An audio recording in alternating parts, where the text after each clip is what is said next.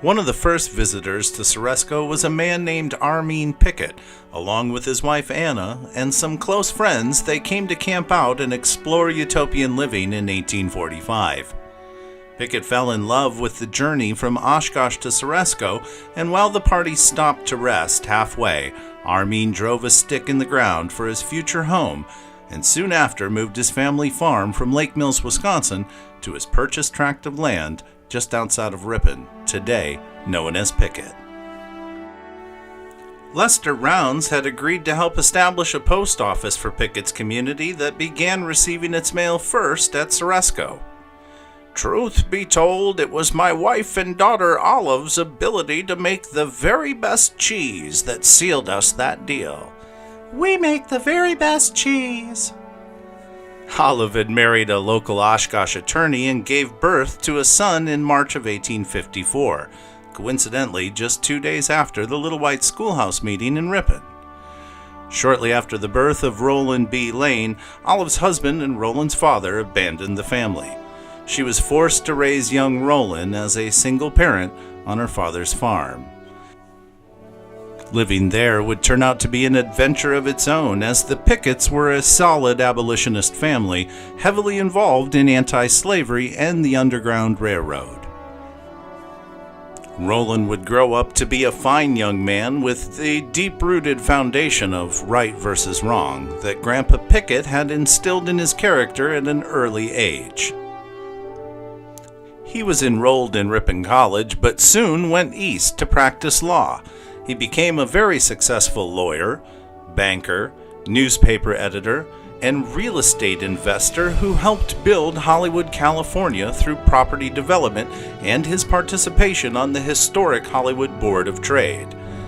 He also invested heavily in the early development of nearby San Fernando Valley and in California's San Joaquin Valley, Roland being instrumental in making it one of the most agriculturally productive areas in the United States. Lane had purchased most of the land that today is Hollywood, and rightfully so. Back then it was called Hollywood Land, with the original sign being used to advertise a new real estate venture of the Hollywood Hills. Lane's wife, Catherine Glynn, from Oshkosh, Wisconsin, was known as the Hollywood Tree Lady, who orchestrated the planting of the landmark palm trees that line Wilshire Boulevard, as well as hundreds of Japanese cherry trees in and around Griffith Park. The couple quickly became elite Hollywood socialites. Roland's mother, Olive, had moved to California as well and purchased land in 1903, where in 1909, Roland built their elaborate, to say the least, private Victorian family home in the center of Hollywoodland, appropriately named the Holly Chateau. A large 17-room mansion with a rooftop garden and sun parlor. Interesting to know that Roland hired the same architects to design for him a near replica of another 3-story chateau-styled mansion where construction had just completed in nearby Redlands, California, named Kimberly Crest. The big sister of Holly Chateau and the home of John Alfred Kimberly, co-founder of Kimberly-Clark Paper Company, who used Kimberly Crest as an escape home from Wisconsin winters. Now, during this time, the Lanes were actually living in Redlands and basically neighbors to Kimberly. It's not improbable that these California residents had an acquaintance that dated back to Wisconsin. Roland B. Lane residence appears almost as a Disneylandish comparison decades before Walt staked his claim on California fantasy architecture.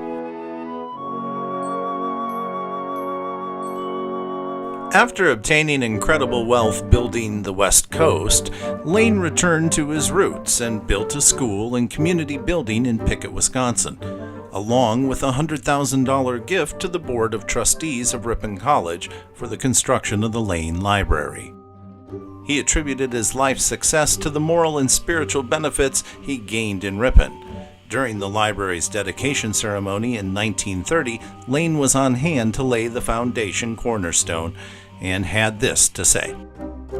Today I am repaying to slight extent my debt to this college, especially to the noted hand of the teachers whose instructions and characters have influenced and benefited my entire life. Lane returned to his Hollywood Hills mansion, living the rest of his days as a notable philanthropist, passing away quietly in his home at Holly Chateau in 1940. He's buried along with his wife and mother in the Hollywood Forever Cemetery.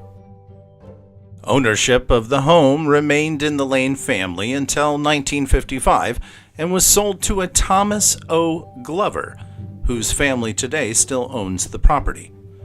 In 1961, the home was leased to the Larsons, world-renowned magicians, who opened it as the center of the Academy of Magical Arts, a secret society of magicians, Holly Chateau being known today as the world-famous Hollywood Magic Castle. I don't think even the Larsons could have imagined the success that was to come. Since opening its doors in 1963, magicians from around the world have been making the pilgrimage to experience all the secrets the castle has to offer. The fraternity grew in popularity among Hollywood elite, with visitors including Cary Grant, Johnny Carson, and former President Ronald Reagan.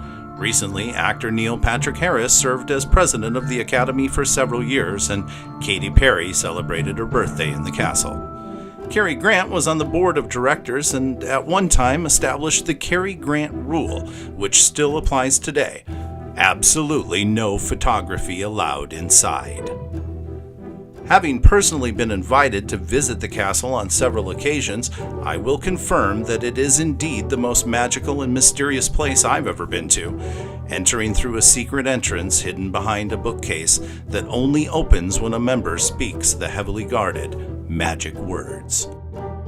Through that doorway reveals a labyrinth of underground passageways and secret rooms that most people could only imagine.